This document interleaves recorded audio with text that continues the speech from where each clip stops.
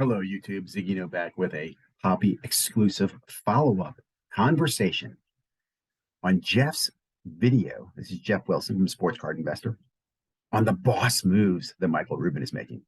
Spoiler alert. I'm going to ask you at the end, is the hobby really going to be better 5 years from now?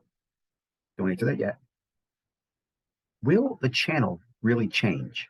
The sales channel, how product gets to market? Will we ever see direct consumer, or will there always be an old boys network? And in the end, does Fanatics want to grow gamblers and not collectors? Okay, so if you already listened to Geoff's video, go ahead, do it. If you haven't, you can listen to my video and I'll give you the important points. Okay, he comes out with this claim that Rubin made some boss moves. I'm not. I don't want to piss Rubin off here, but no, you didn't do anything boss move, dude. What Rubin did really well. Rubin's I don't know if he's a lawyer, has a great legal team, but he is leveraging um, the law, legal licensing, exclusivity to build his empire. The Jersey market doesn't have competition. That's why you make a lot of money. If you don't have competition, it's really easy to make money. Okay, so let's not give him too much credit for stuff. Crushing his competition. He's vicious. He's done this to others. He's vicious in the sense that he made people buy for a product based on a license, based on a law, based on I'll take you to court and sue you if I catch you doing something you're not supposed to be doing. Not because he made a better product. Okay, guys, he wasn't innovative. He didn't make a better mousetrap. He just said that my mousetrap's the only one people can use, and he had the law backing him up. That's what Rubin did. Okay, license NBA. Um, he he talks about that Rubin is rumored to be coming out licensed NBA product. Now, here's my thought on this. Everybody keeps thinking that all these moves are boss moves to make Panini sell. I'll tell you right now, Rubin does not want to buy Panini. He does not want the burdens, the overhead, the assets. All he wants is the license, the product. And even that, he doesn't need anymore. Here's what I mean by that. The boss move really is this. He's probably looked at this in his legal team and said, look, what happens if I make licensed cards? And they probably said, well, Panini can sue you. What does it mean they can sue me? They can do blah, blah, blah, blah, blah. It's a risk reward situation. Well, let's say I make $100 million making basketball cards and Panini sues me and I have to pay them $50 million. I still make $50 million. Not only that, I probably took away from their market and I put myself in a better position for year 2, year 3, year 4. Do you not see that's kind of a lost leader? He's going to win by causing this confusion. My question is, does this inspire others like Upper Deck and Leaf and Wildcard to start making licensed or stealing licenses and making licensed product?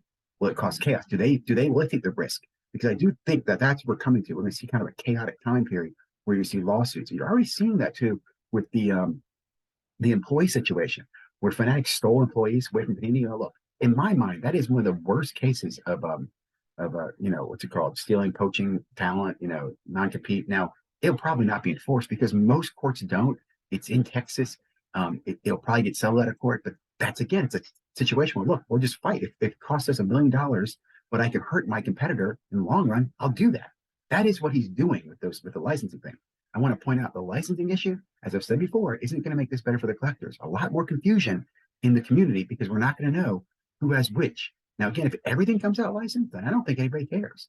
Next thing to look for is will there be fake autographs on Panini products, right? If Panini has an autograph from a rookie he's not supposed to have, then I'd be more concerned. And we need to educate people of that. But even those players won't be able to sign at signings, right? But you should never see a Panini autograph, a Panini product with a Wemby autograph on it, the way things are going.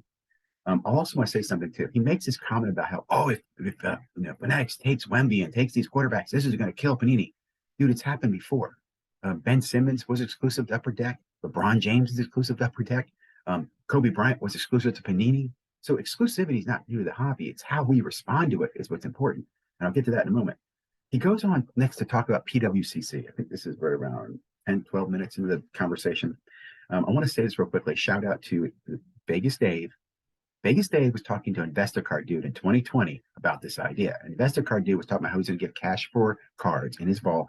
And Vegas Dave told him this was a very risky move. He recommended not doing this. I remember listening to that because I thought the same damn thing. So first of all, PWCC took that idea from InvestorCard. Other people called this shit out. And let me ask you this, Geoff. You knew about it, and so did other PWCC people who told me about the percentage of cash you get back. Why didn't you call it on your channel and say, hey, this is a kind of a dangerous idea, or here's the risk and reward? Why didn't you talk about that? as somebody in the card hobby. I can answer the question. You didn't want to piss off PWCC and say, this is a stupid thing. You guys get in trouble. And you didn't want to piss off the collectors who were buying more cards because they were leveraging. And that concerns me. You know, if you saw this and you knew it was bad, do you not have some responsibility to talk about it? Bring it up in conversation? You didn't. Cards for cash is a bad idea.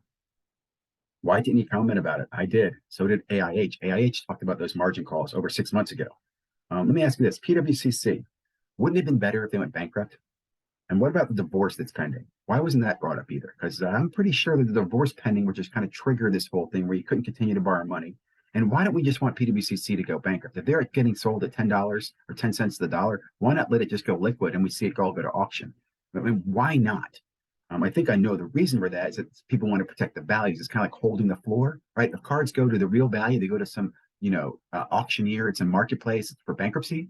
They're not going to get, you're going to get pennies on the dollar. And that's embarrassing to collectors. It's embarrassing to others who have built this invested infrastructure. And that is why I think it was bought for pennies on the dollar. And it was not a Ruben boss move to buy this company. It's like, hey, I'm going to sell you my Lexus outside for $1,000 because I need cash. Sure, idiot. I'll take your $1,000. I mean, I'll take your car. Here's $1,000. At about 13 minutes into the video, he talks about why Golden didn't buy this. Again, Golden, I don't think Golden was really into it. I think they might have been flirting because I think they too would have been fine with PBCC going to auction. They're probably just buying the assets as well. So again, I don't think there's so much into the whole buying of PWCC. Let me ask you this though. Do you feel for PWCC? Because a lot of people seem to be empathetic to them. How about all the victims that PWCC created? Right, the shield people, the trimmed cards they sold, the altered cards, the owner of the company, restoration of cards. You guys feel bad for any of those guys? Because don't feel bad for PWCC. And I don't mean mean, but let's not feel bad. Let's move on. Okay. 22 minutes, he goes into the whole license conversation and the chaos it could potentially create. And I'll be honest, it's going to create a lot of chaos. He talks about the rumors about Wemby and Ruben going out there. Ruben also met with the rookies at the rookie premiere. I don't know why anyone else is talking about that, but that came up as well. So shouldn't be surprised by this. But again, exclusives in autographs are not new to the hobby. In fact, that's why when Ben Simmons was exclusive to Upper Deck, the Silver Prism took off in Panini. So Panini can actually do really well by losing autographs. That's a fixed price. In fact, they don't have to pay for the autographs. They can now print cards with no additional cost and getting player material. They can just make Monopoly boxes, like I told you, very rich, very dense, low hit rookie cards. People, collectors, will go after that. And most collectors don't collect the autograph anyway. So I really think this is kind of it's going to lead to Panini actually making some money. I don't know why no one sees that either. 28 minutes, he talks about why competition of cards is bad. Why do I have that note? We're talking about he talks about Panini not Panini, Fanatics not being a monopoly, and how in the past, these companies were monopolistic too. Panini had football and basketball. That's not monopolistic, right? They had the exclusive rights to those sports, but they did not have all the sports or a majority of sports, right? That's the big difference when we talk about monopoly. This is just so that's why I go on the comment that if all they're doing is taking the autographs away, Panini can still make as much licensed product. And like I said, Leaf could make licensed product, or could potentially make it and take a fine. I mean, you think Panini can go sue Leaf and Wildcard while they're suing Fanatics for this licensing thing? Right? So like everybody could be printing cards. The auto is really the only thing that'll be exclusive. Now, I've always said this before, autos should have more value, and they probably will. And Topps and Fanatics aren't going to make them affordable to you. That's the thing you should be thinking about. The days of a cheap autograph are probably going away. 5 years from now, will the hobby be better? I don't know. Autographs will be more expensive, though. I'll tell you that. I'm winging this stuff, so guys, no editing.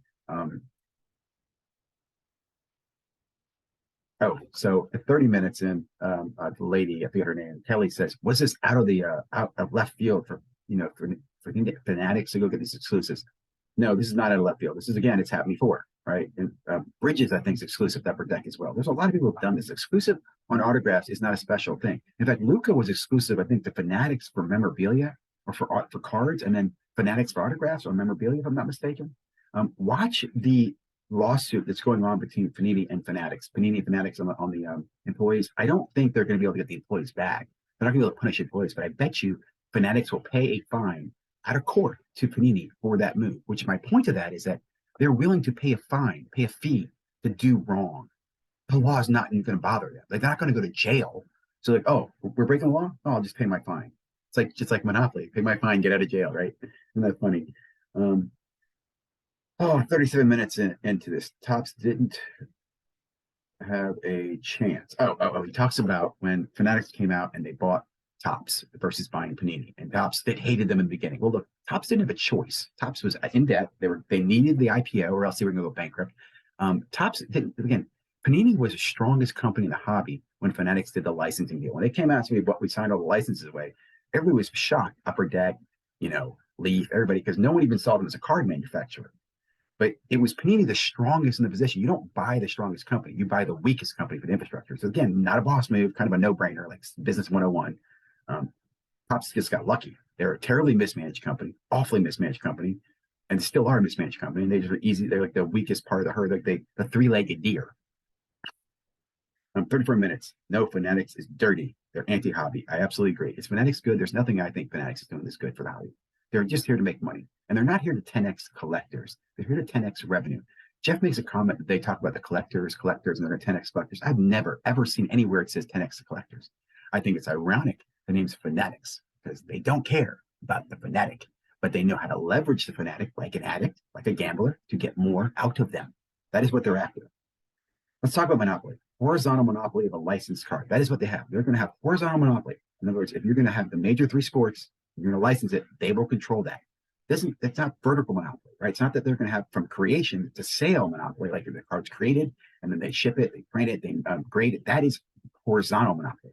That's not what they're after. Horizontal monopoly is also much more acceptable in the world. It's it's a horizontal monopoly that's considered bad. Like if I'm the only one who can make donuts, like other people can make sprinkles, and other people can make icing, and they can cover my donut. That's the competition on this icing and the sprinkles, right? But I control the donut. Hope that makes sense. Collectors, I talked about this, they're not 10xing collectors. Also, Geoff goes in this. This is another thing. I'm just crazy. He talks about how he says that he doesn't like the Dutch auction that Topps ran the other day. Well, Geoff, Panini's been doing that forever, and I know you like it. You made a ton of money off of first up the line Prism boxes. So don't tell me you don't understand the first up the line. I think it's funny you bring that up. It kind of irked me. I'm not a fan of the Dutch auction either, but at least I'm aware of what it is. Better in the future for who? This is kind of where we were. And let me leave you with this, right? One of the things that Geoff says in here, Fanatics is trying to make the hobby better.